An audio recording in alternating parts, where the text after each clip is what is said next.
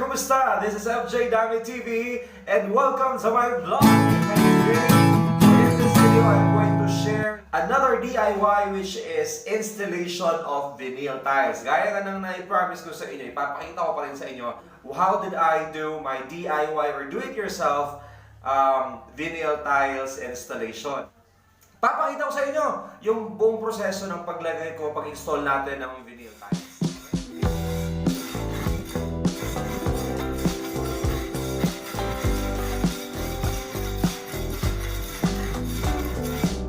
Ayan mga kaibigan, huwag niyong kalimutan na kailangan talagang linisin niyo muna yung floor. Hanggang sa maaaring mag-stick siya. Yung ginawa ko kasi dito, hindi siya nagsimulan. Kaya medyo rough talaga yung gagawin namin. Medyo mag-scrape na lang kami ng konti.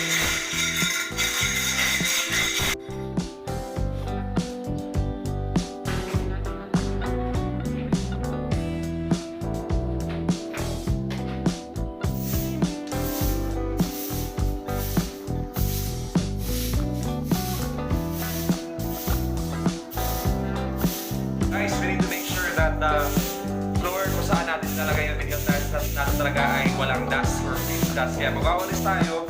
Una walis ting-ting, tapos gagawin ko rin walis.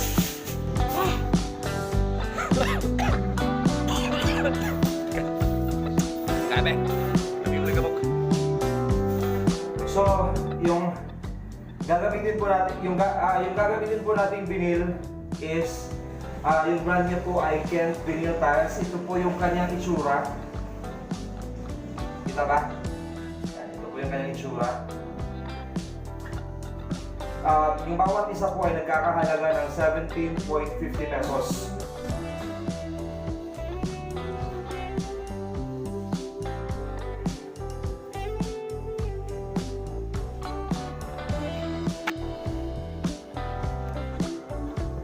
Ayan mga kaibigan, naglalatag po tayo ng vinyl tiles. Kailangan po siguraduhin natin na talagang maayos yung pagkakalagay ng mga connecting lines. Grabe, wala talagang trabahong madali mga kaibigan. Hindi birong pagod talaga. Ayan guys, I'm done! Finally, tapos na yung pag-install natin. Pag-install ko ng vinyl tiles and so far it was worthwhile experience. Another learning curve on my part, and of course I would also would like to thank my father for helping me out, and then for everyone who helped. So look at my floor now. My floor now has its vinyl tiles. Look at that, it's very nice. May kung makikita nyo dyan yung mga white areas, yung parang hindi parang kailangan ko lang batakan yan ng color brown na paint very soon para talagang mag-ipon. Look at that! My floor is now very nice. Thank you so much for watching my videos. I'm gonna see you again next time.